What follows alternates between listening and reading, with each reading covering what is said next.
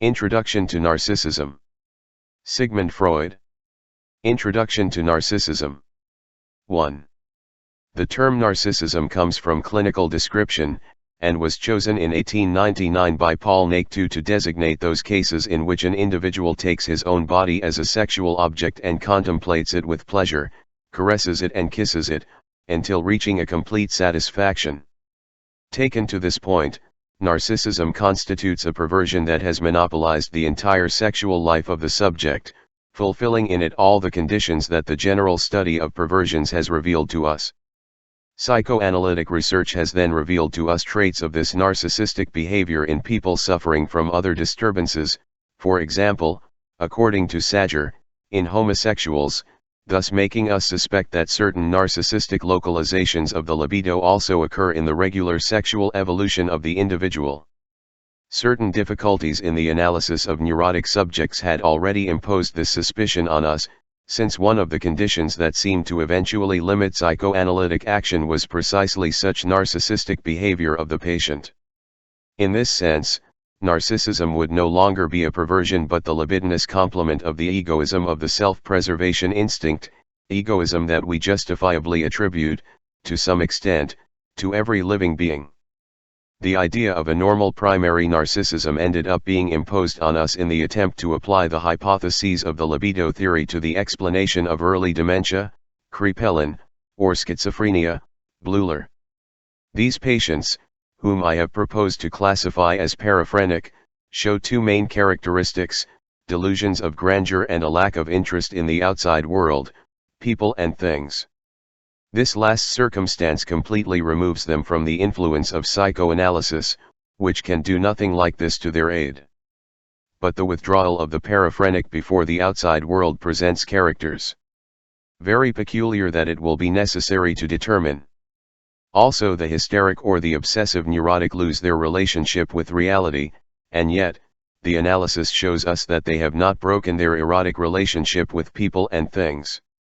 They keep it in their fantasy, that is, they have substituted real objects for other imaginary ones, or they have mixed them with them, and, on the other hand, they have renounced performing the motor acts necessary to achieve their ends in such objects. Only this state can properly be called introversion of the libido, a concept used indiscriminately by Jung. The paraphrenic behaves very differently. He seems to have actually withdrawn his libido from people and things in the outside world, without having replaced them in his fantasy. When in any case we find such a substitution, it is always of a secondary nature and corresponds to an attempt at cure, which wants to bring the libido back to the object.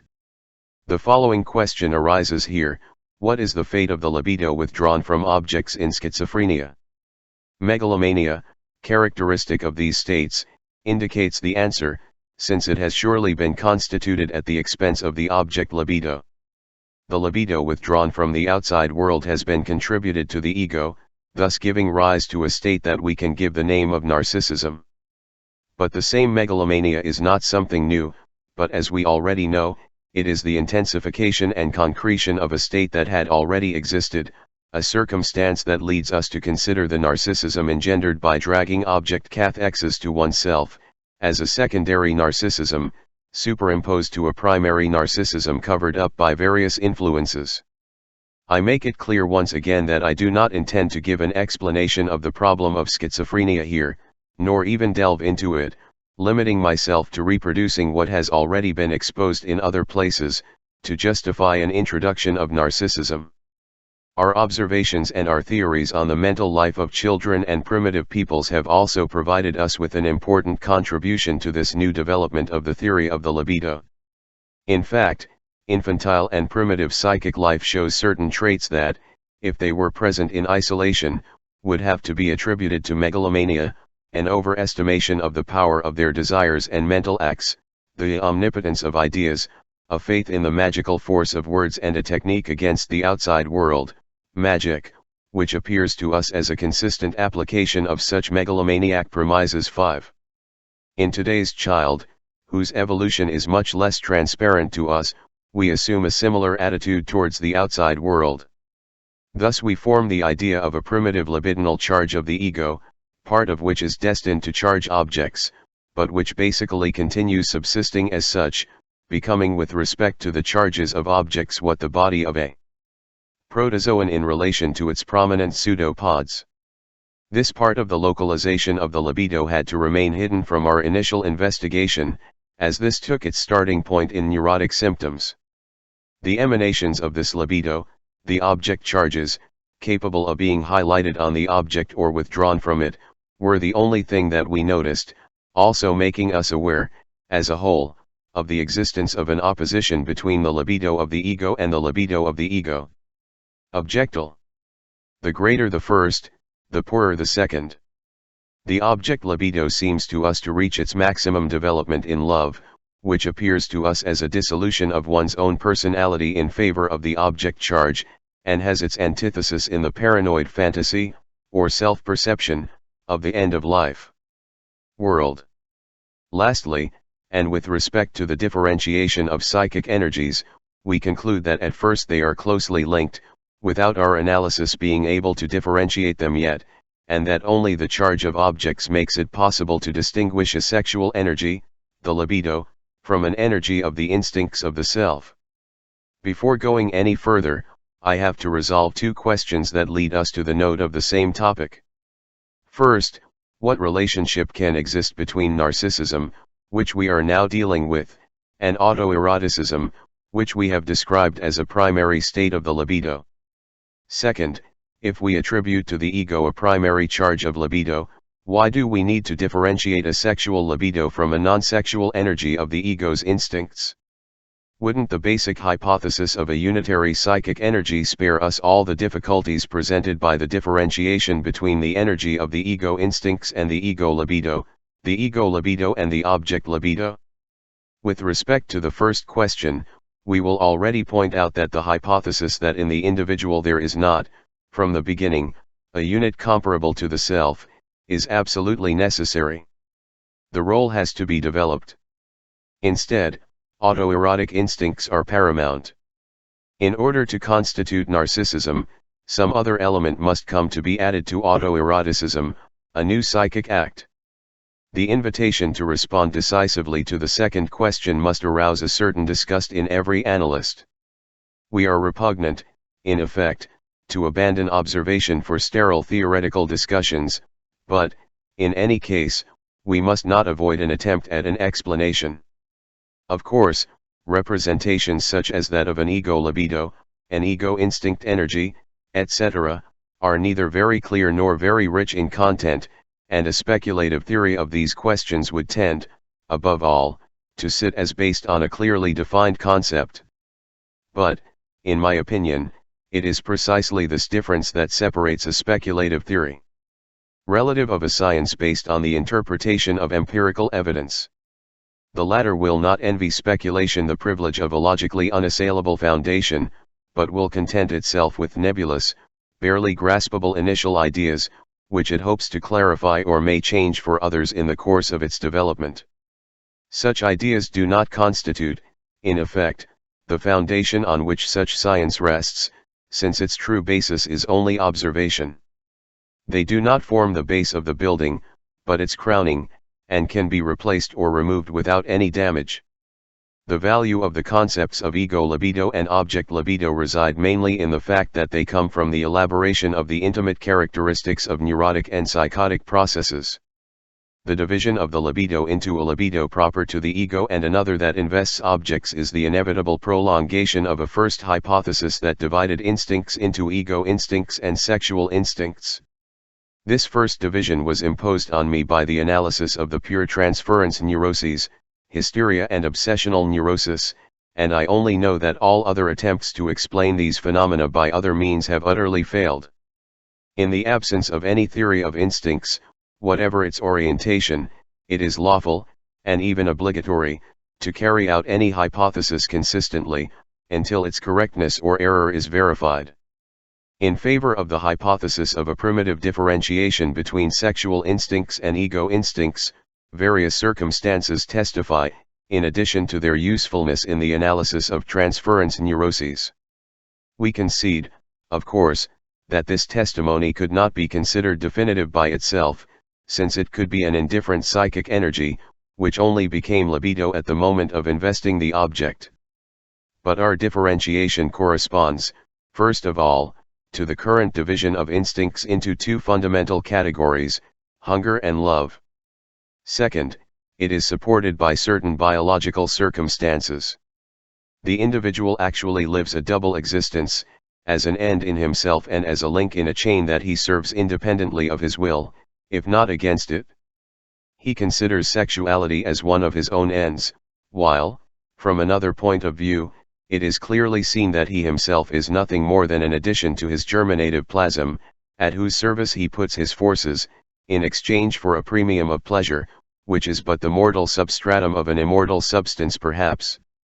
The separation established between the sexual instincts and the ego instincts would only reflect this double function of the individual. Thirdly, we will have to remember that all our provisional psychological ideas will have to be ascribed sometime to organic substrata, and we will then find it plausible that it is special chemical materials and processes that exert the action of sexuality and facilitate the continuation of individual life in that of the species. For our part, we attend. We also accept this probability, although substituting the special chemical materials for special psychic energies. Precisely because I always try to keep away from psychology all thought of another order, even the biological one, I must now confess that the hypothesis of separating the ego instincts from the sexual instincts, that is, the theory of the libido, has only a minimal psychological basis and rests rather on a biological basis. Thus, in order not to err on the unconscious, I must be willing to abandon this hypothesis as soon as our psychoanalytic work provides us with a more acceptable one on the instincts. But so far it hasn't.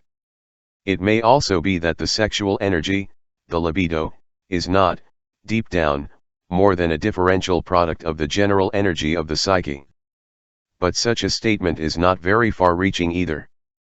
It refers to things so far removed from the problems of our observation and so unknown, that it becomes as useless to discuss it as to use it.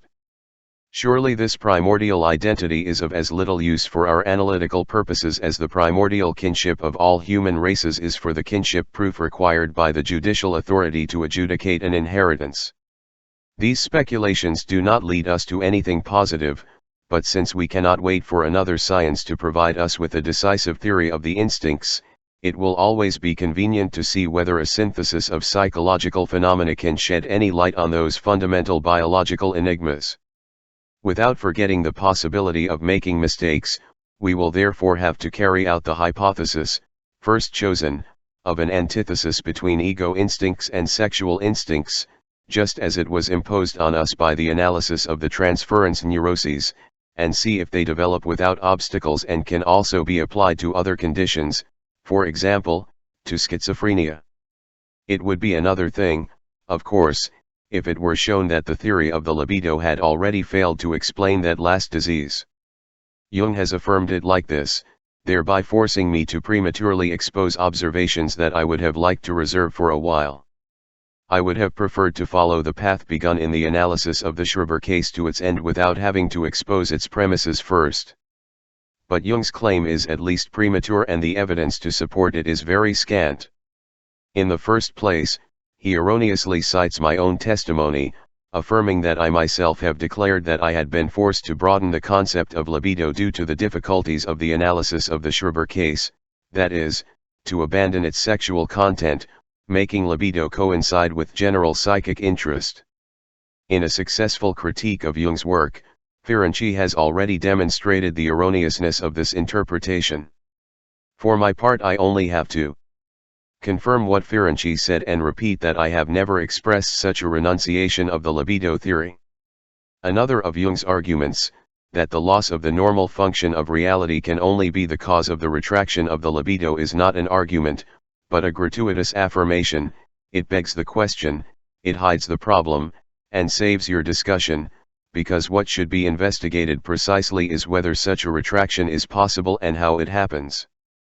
In his immediate important work 10, Jung comes very close to the solution indicated by me long before. In any case, it must be taken into account, as Freud already does in the Schreiber case, that the introversion of the sexual libido leads to a libidinous charge of the ego, which probably produces a loss of contact with reality. The possibility of explaining the departure from reality in this way is very tempting. But contrary to what was to be expected after this statement, Jung does not deal much with such a possibility again, and a few pages later he excludes it, observing that from such a condition perhaps the psychology of an ascetic anchorite will arise, but not a precox madness. The inconsistency of this argument is demonstrated by indicating that such an anchorite, determined to extinguish all traces of sexual interest, but sexual only in the vulgar sense of the word, would not even have to present an abnormal localization of libido. He can keep his sexual interest totally separate from humans and have sublimated it, turning it into an intense interest towards the divine, the natural or the animal, without having succumbed to an introversion of the libido on his fantasies or a return of it to his own self. In our opinion, Jung completely forgets in this comparison the possibility of distinguishing an interest emanating from erotic sources and another from a different origin. Finally, we must remember that the investigations of the Swiss school, despite their merits, have only succeeded in shedding some light on 2 points in the picture of early dementia, on the existence of complexes common to healthy men and to neurotics, and on the analogy of their fantasies with the myths of the peoples, without being able to get an explanation of the mechanism of the disease. Thus, we can reject Jung's claim that the libido theory has failed in its attempt to explain dementia praecox, thus excluding its application to the neuroses. 2. The direct study of narcissism still encounters insurmountable difficulties. The best indirect access continues to be the analysis of paraphrenias. Just as the transference neuroses have made it easier for us to observe instinctive libidinous tendencies, early dementia and paranoia will have to give us a retrospect of the psychology of the self.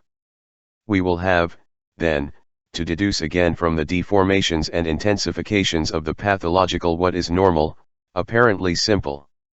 In any case, some other ways of approaching the knowledge of narcissism still open up to us.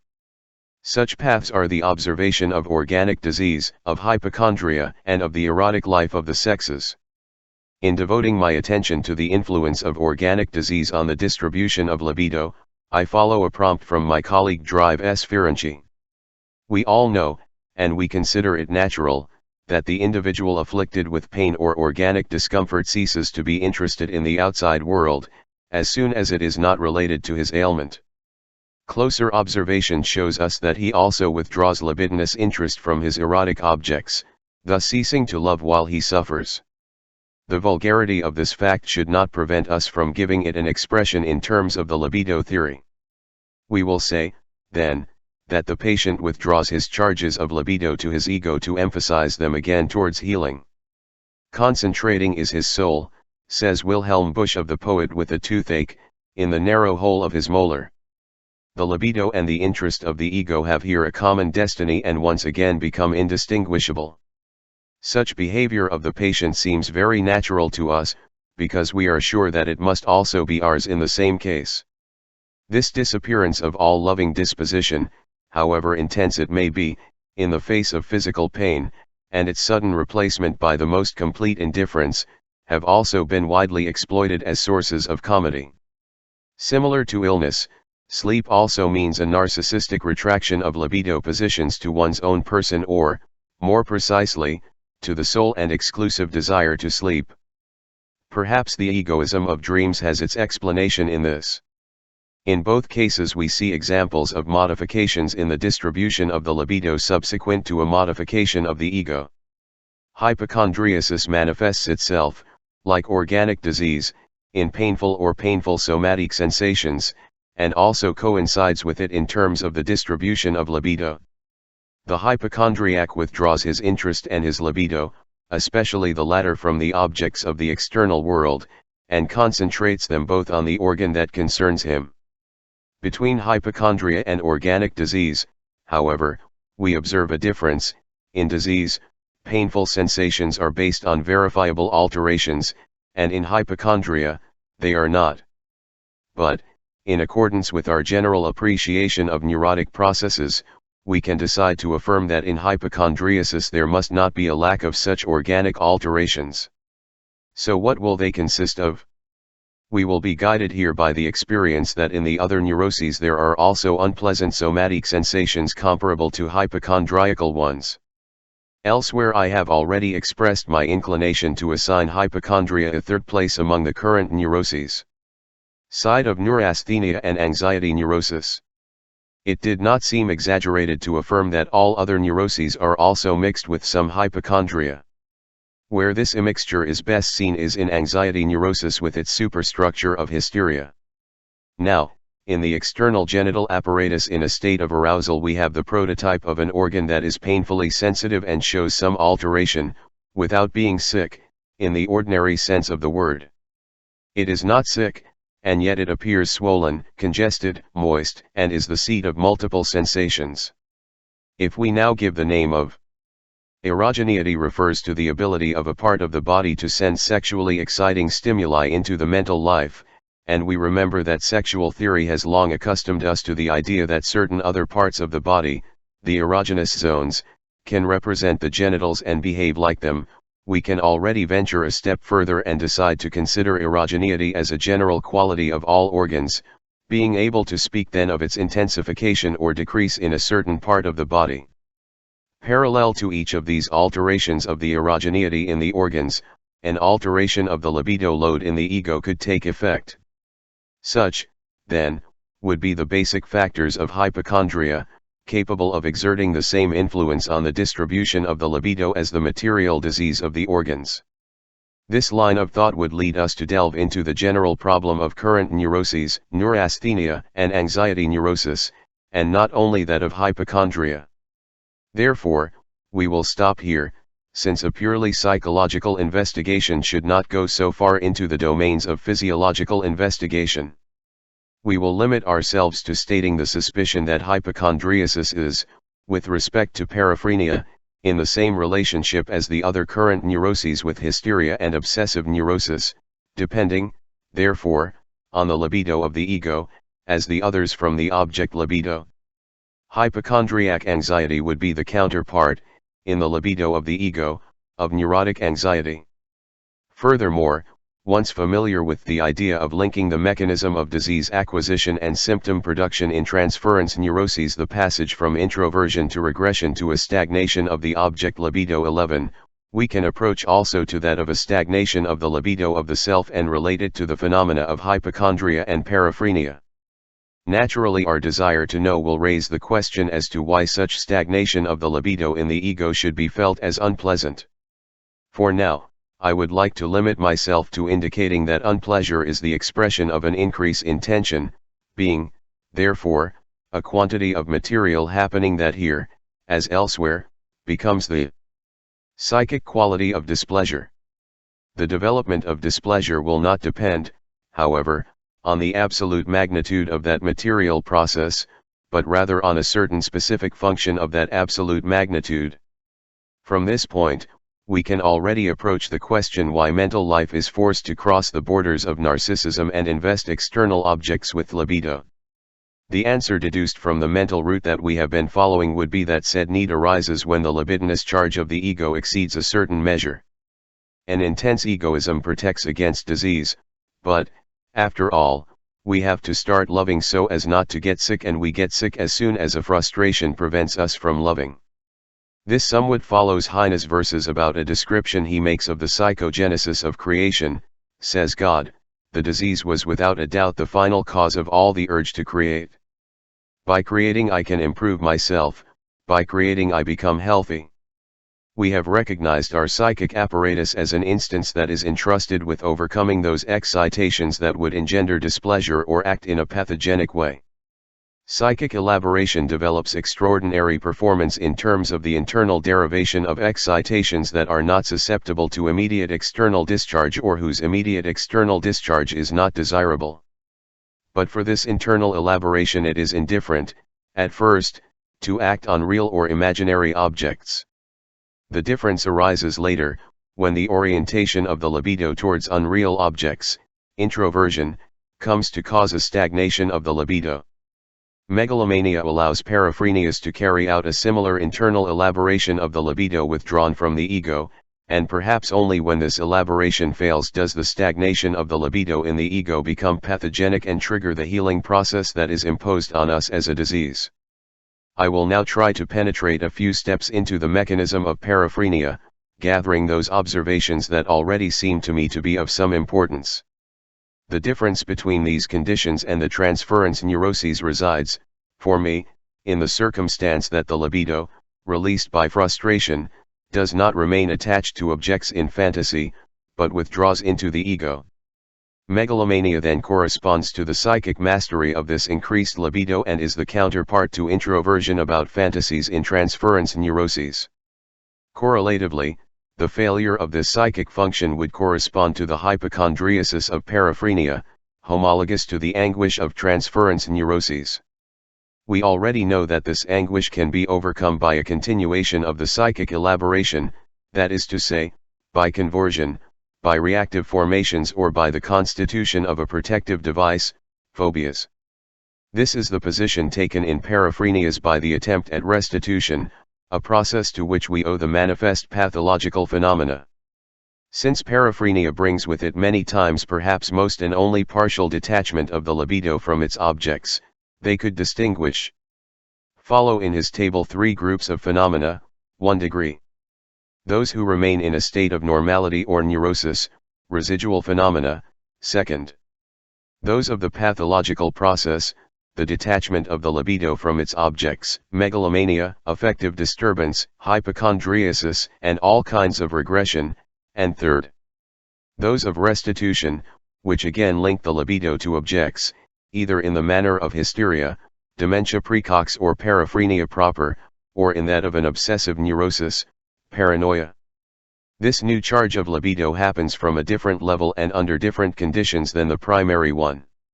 The difference between the transference neuroses created in it and the corresponding products of the normal ego would provide us with a profound insight into the structure of our mental apparatus. The human erotic life, with its various variants in men and women, constitutes the third axis to the study of narcissism. In the same way that the libido of the object at first concealed the libido of the ego from our observation, we have not noticed until the infant's, and the older child's, choice of the object that he himself derives his sexual objects from his experiences of satisfaction. The first autoerotic sexual satisfactions are lived in relation to vital functions destined to conservation. The sexual instincts are initially based on the satisfaction of the ego instincts, and only later do they become independent of the latter.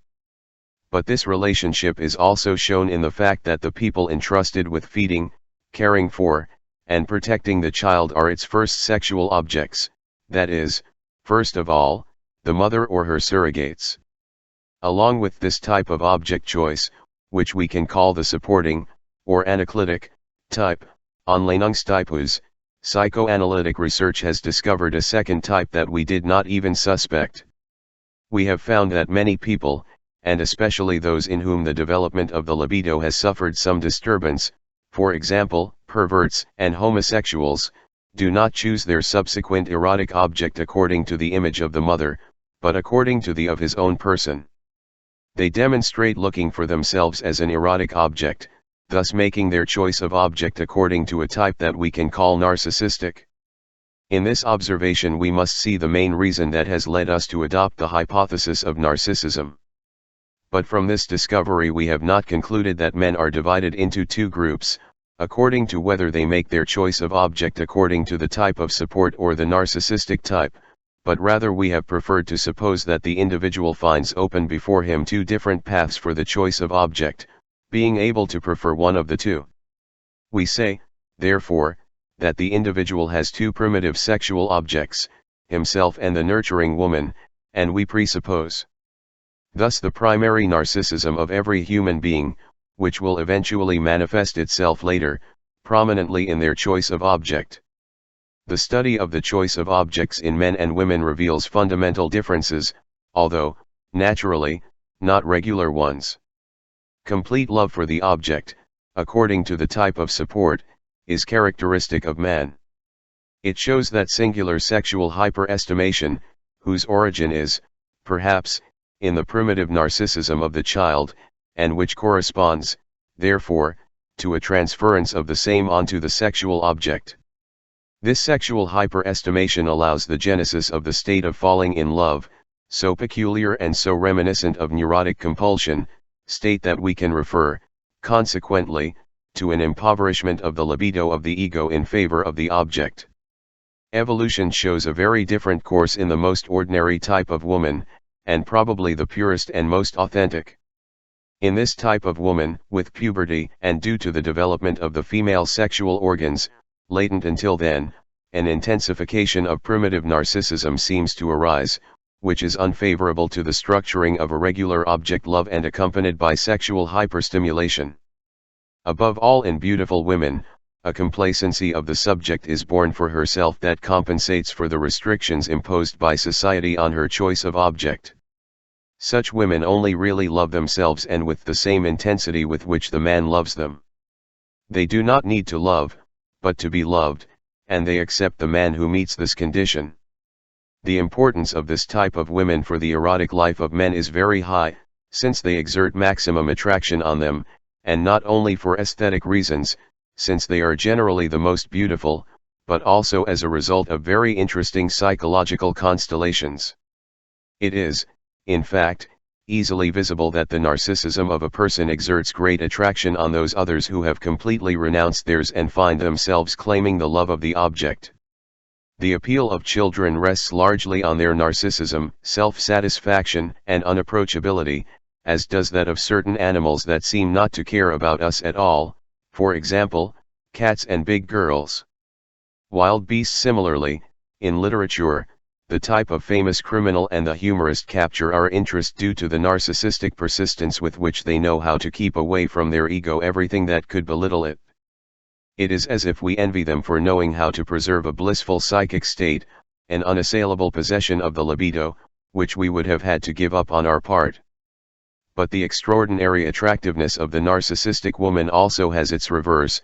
Much of the dissatisfaction of the man in love, his doubts about the woman's love, and his lamentations about the enigmas of her character have their roots in this incongruity of the types of object choice. Perhaps it is not useless to ensure that this description of the female erotic life does not imply any tendency to diminish women.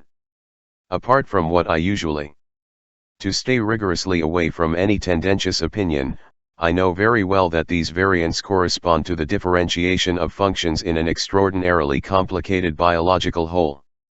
But, in addition, I am willing to admit that there are many women who love according to the masculine type and also develop the corresponding sexual hyperstimulation. Also, for narcissistic women and those who have remained cold towards men, there is a path that leads them to object love in all its fullness. In the child to whom they give life, a part of their own body is presented to them as an external object, to which they can consecrate full object love, without thereby abandoning their narcissism. Finally, there are still other women who do not need to wait until they have a child to pass from secondary narcissism to object love.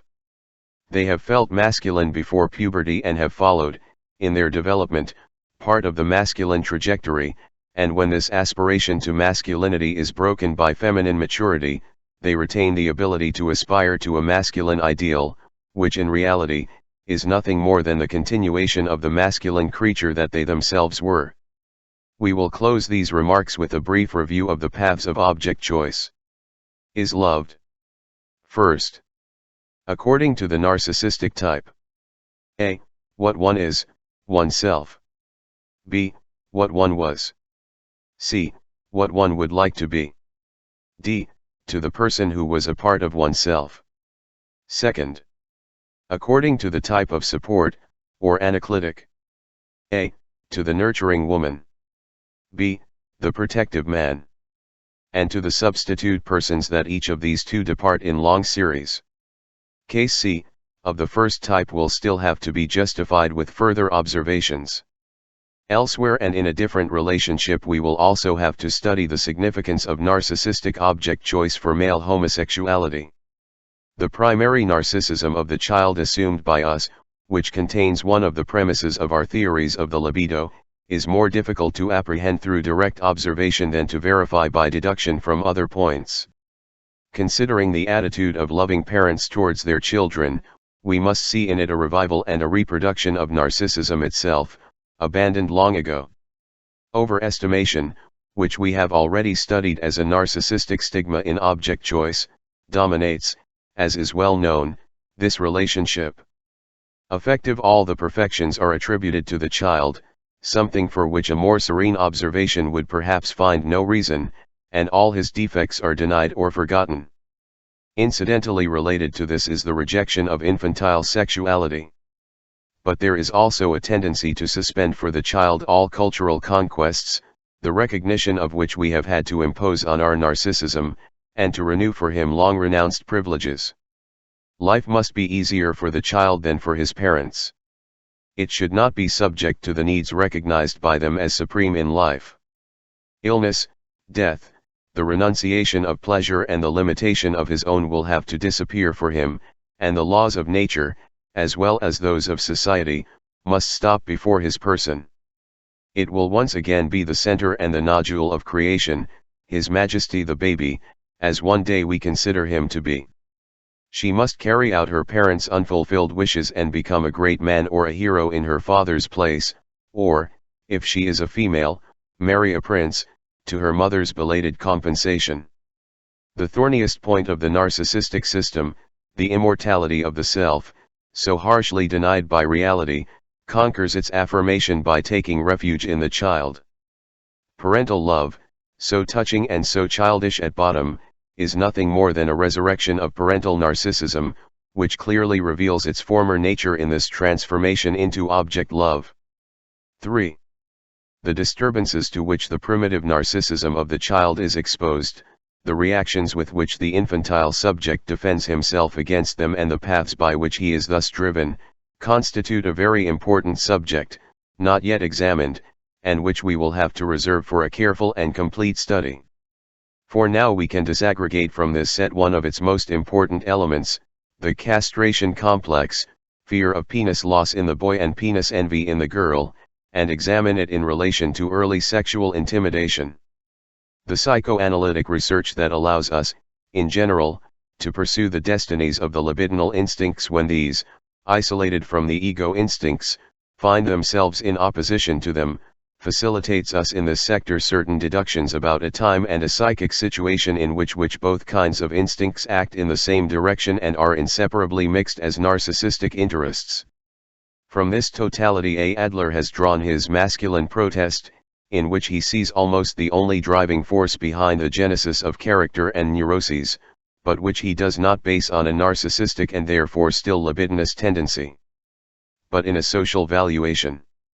Psychoanalytic research has recognized the existence and significance of male protest from the start, but argues against Adler for its narcissistic nature and castration complex provenance. Constitutes one of the factors of the genesis of character and is totally inadequate for the explanation of the problems of the neuroses, in which Adler only wants to see the way in which they serve the instincts of the ego. For me it is completely impossible to found the genesis of neurosis on the narrow basis of the castration complex, however powerfully it also manifests itself in men under the action of the resistances opposed to cure. Finally, I know of cases of neuroses in which the male protest or, in our sense, the castration complex, plays no pathogenic role or does not appear at all. Observation of the normal adult shows us his former megalomania is greatly mitigated and the infantile characters from which we deduced his infantile narcissism are greatly faded. What has become of the libido of the ego? Are we to assume that all its wealth has been spent on item charges? This possibility contradicts all our deductions. The psychology of repression points us to a different solution. We have discovered that libidinous instinctual tendencies succumb to pathogenic repression when they conflict with the individual's ethical and cultural representations. We do not mean in any way that the subject has a mere intellectual knowledge of the existence of such ideas, but rather that he recognizes a norm in them and submits to their demands. We have said that the repression stems from the self, but we can still specify more by saying that it stems from self-esteem of the self. Those same impulses, events, desires, and impressions that a given individual tolerates in himself or at least consciously elaborates, are indignantly rejected by others or even stifled before they can reach consciousness. But the difference contained in the condition of the expression can easily be expressed in terms that facilitate its consideration from the point of view of the libido theory. We can say that one of these subjects has built an ideal within himself, with which he compares his current self, while the other lacks such an ideal. The formation of an ideal would be, on the part of the ego, the condition of repression. The egomaniacal love of which the true self was the object in childhood is dedicated to this ideal self. Narcissism appears displaced on this new ideal self, adorned, like the childish one, with all the perfections. As always in the field of libido, the man proves here, once again, incapable of renouncing a satisfaction already enjoyed once. He does not want to give up the perfection of his childhood, and since he could not maintain it in the face of the teachings received during his development and the awakening of his own judgment, he tries to conquer it again in the form of the ideal self. What he projects before himself as his ideal is the replacement for the lost narcissism of his childhood, in which he himself was his own ideal. Let us now examine the relations of this formation of an ideal with sublimation. Sublimation is a process that is related to the object libido and consists in the fact that the instinct is oriented towards a different goal and far removed from sexual satisfaction. The most important thing about him is the separation from the sexual. Idealization is a process that has an effect on the object, enlarging it and elevating it psychically, without transforming its nature. Idealization can occur both in the field of the ego libido and in that of the object libido. Thus, the sexual hyperestimation of the object is an idealization of it. Consequently, insofar as sublimation describes something that happens with the instinct and idealization something that happens with the object, then they are two completely different concepts. The formation of an ideal self is sometimes mistakenly confused with the sublimation of instincts. The fact that an individual has exchanged his narcissism for the veneration of an ideal self does not imply that he has achieved the sublimation of his libidinous instincts. The ideal self demands this sublimation, but cannot impose it. Sublimation continues to be a distinct process, the stimulus for which may start from the ideal, but the execution of which remains totally independent of that stimulus. It is precisely in neurotics that we find the greatest differences in potential between the development of the ideal ego and the degree of sublimation of its primitive libidinous instincts, and, in general, it is more difficult to convince an idealist of the inappropriate localization of his libido than a simple man. And measured in his aspirations. The relationship between the formation of an ego ideal and the causation of neurosis is also quite different from that for sublimation.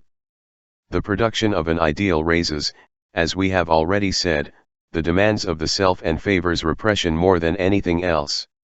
Instead, sublimation represents a means of meeting such demands without resorting to repression. It would not be surprising if we found a special psychic agency in charge of ensuring narcissistic satisfaction in the ideal self and that, in compliance with its function, continuously monitors the current self and compares it with the ideal. If such an instance exists, we will not be surprised at all to discover it, since we will immediately recognize in it what we give the name of moral conscience. The recognition of this instance makes it easier for us to understand the so-called delusion of self-reference or, more precisely, delusion of being observed, so manifest in the symptomatology of paranoid illnesses and which may perhaps also appear as an isolated disturbance or included in a transference neurosis. The sick then lament that all their thoughts are discovered by others and all their actions are observed and spied on. They are informed of the performance of this instance by mysterious voices, which characteristically speak to them in the third person. Now he's thinking about it again, now he's leaving. This complaint of the sick is perfectly justified and corresponds to the truth. In all of us, and within normal life, there really is such a power, which observes, warns and criticizes all our intentions. The delusion of being observed represents this power in a regressive way, thus discovering its genesis and the reason why the patient rebels against it. The stimulus for the formation of the ideal self, whose surveillance is entrusted to conscience, had its starting point in the critical influence exercised, out loud, by parents, to which are later added educators, teachers and, of course, the last, all innumerable set of people of the corresponding social environment, partners, public opinion. In this way, large quantities of essentially homosexual libido are drawn into the formation of the narcissistic ego ideal and find derivative and satisfaction in its maintenance. The institution of moral conscience was first an incarnation of parental criticism and then of society's criticism, a process like the one that is repeated in the genesis of a tendency to repression, provoked by a prohibition or an external obstacle. The voices, as well as the indeterminate multitude, later reappear in the disease, and with it, the evolutionary history of regressively reproduced consciousnesses. The rebellion against the censoring instance comes from outside the subject's desire, correlative to the fundamental character of the disease, to detach himself from all these influences, beginning with the parental one, and outside their withdrawal from the homosexual libido. His conscience then opposes him in a regressive way, as a hostile action directed towards him from the outside. The lamentations of the paranoid also show that the self-criticism of conscience coincides, ultimately, with the self-observation on which it is based.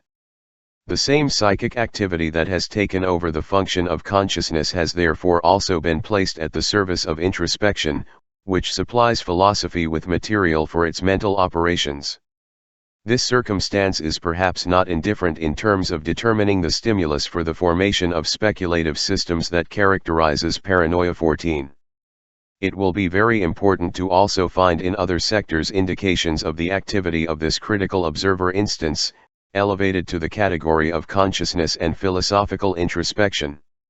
I will therefore recall what H. Silberer has described under the name of functional phenomenon and which constitutes one of the few indisputably valuable complements contributed to our theory of dreams up to now.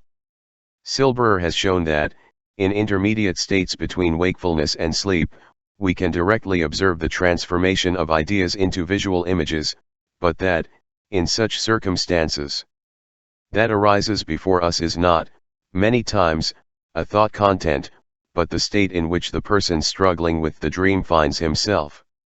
It has also shown that some conclusions of dreams and certain details of them correspond exclusively to the self-perception of the state of rest or awakening.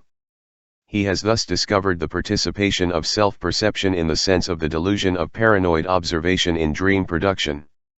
This participation is very inconsistent.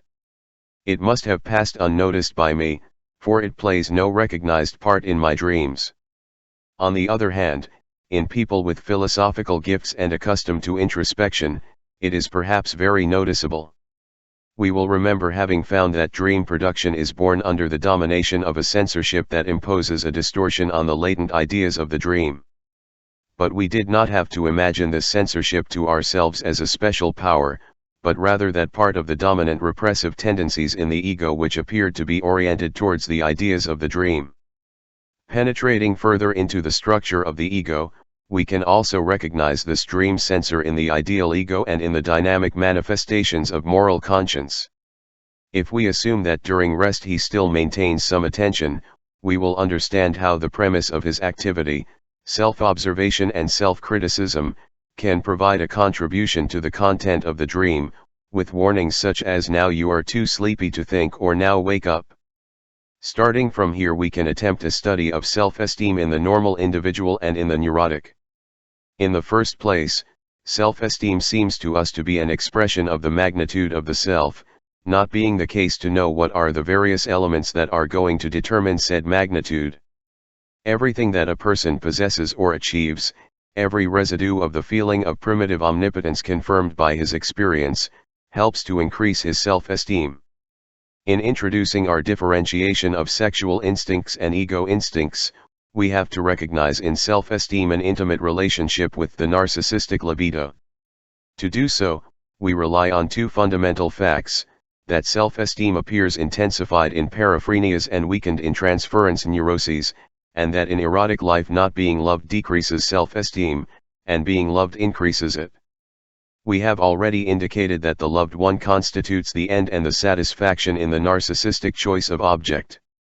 Furthermore, it is not difficult to observe that the libido charge of objects does not intensify self-esteem.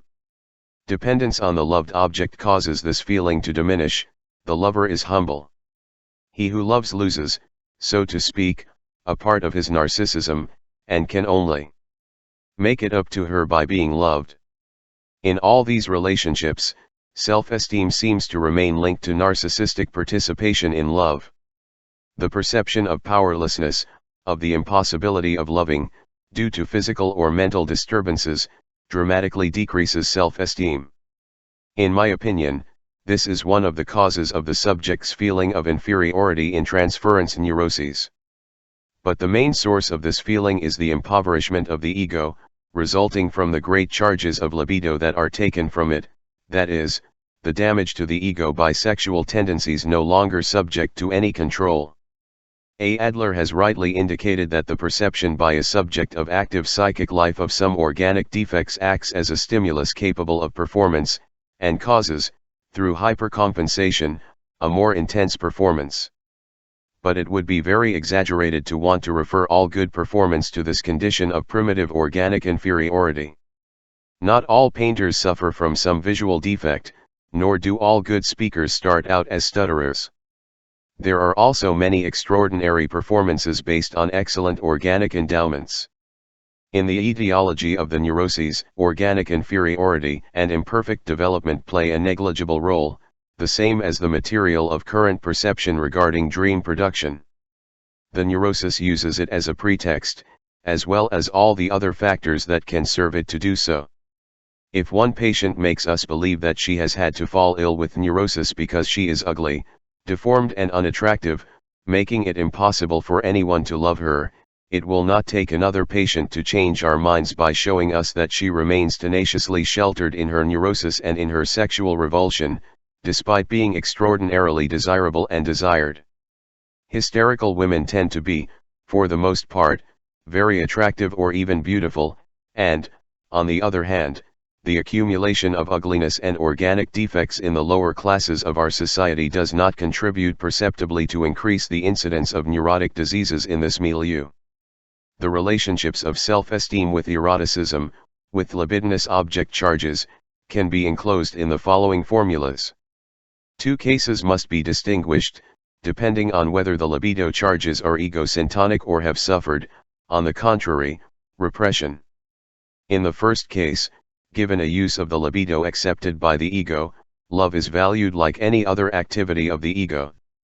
Love itself, as longing and as privation, lowers self-esteem, while being loved or reciprocated, having returned love to oneself, the possession of the loved object, intensifies it again.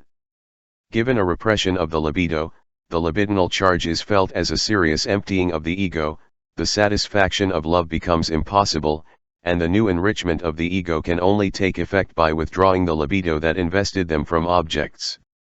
The return of the object libido to the ego and its transformation into narcissism represents as if it were a happy love again, and on the other hand, it is also true that a real happy love corresponds to the primary condition where the object libido and the libido of the ego they cannot be differentiated.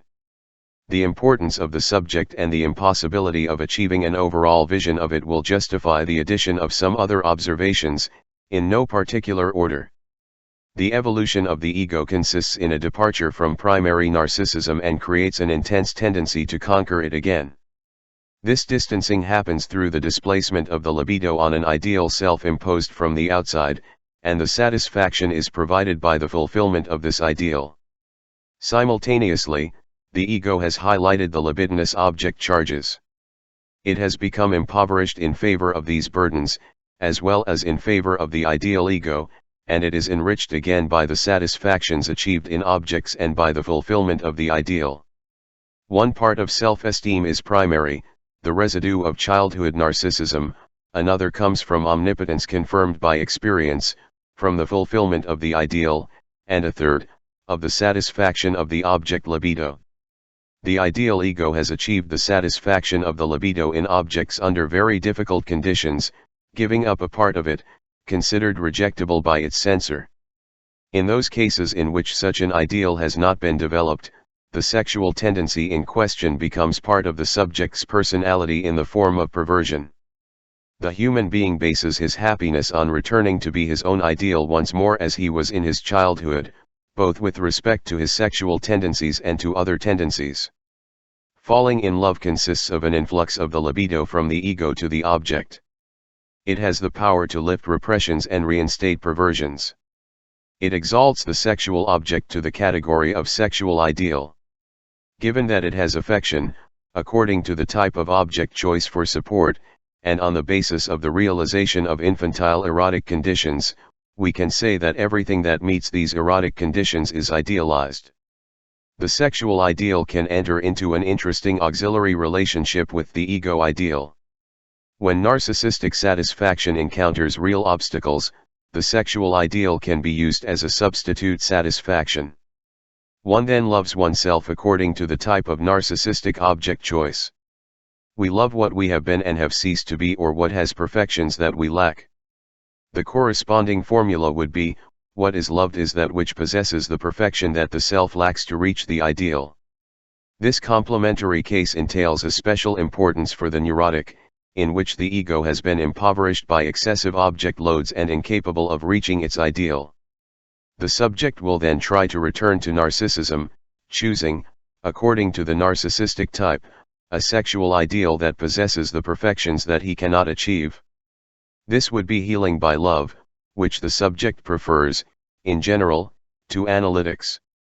He will even come to disbelieve in the possibility of another means of healing and will start the treatment with the hope of achieving it in her, directing such hope on the person of the doctor. But this curative plan is naturally opposed by the patient's inability to love, caused by his extensive repressions. When the treatment manages to fade this inability somewhat, an undesirable outcome sometimes arises. The patient withdraws from the continuation of the analysis in order to make a loving choice and entrust the rest of the healing to life together with the loved one. This outcome could seem satisfactory to us if it did not bring with it, for the subject, an invalidating dependence on the person who has given him his loving help. From the ego ideal comes an important change for the understanding of collective psychology. This ideal has, in addition to its individual part, its social part, it is also the common ideal of a family, a class, or a nation. In addition to the narcissistic libido, it attracts to itself a large amount of the homosexual libido, which has returned to the ego. The dissatisfaction caused by the non-compliance with this ideal eventually releases a store of homosexual libido, which becomes a conscience of guilt, social anxiety. This feeling of guilt was originally a fear of parental punishment or, more precisely, of losing their love. Later, the parents are replaced by an indefinite number of companions. The frequent causation of paranoia by a mortification of the self, that is, by the frustration of satisfaction in the field of the ego ideal, the coincidence of idealization and sublimation in the ego ideal is thus made understandable to us, as well as the involution of sublimations and the eventual transformation of ideals. In paraphrenic disorders. Introduction to Narcissism. Sigmund Freud.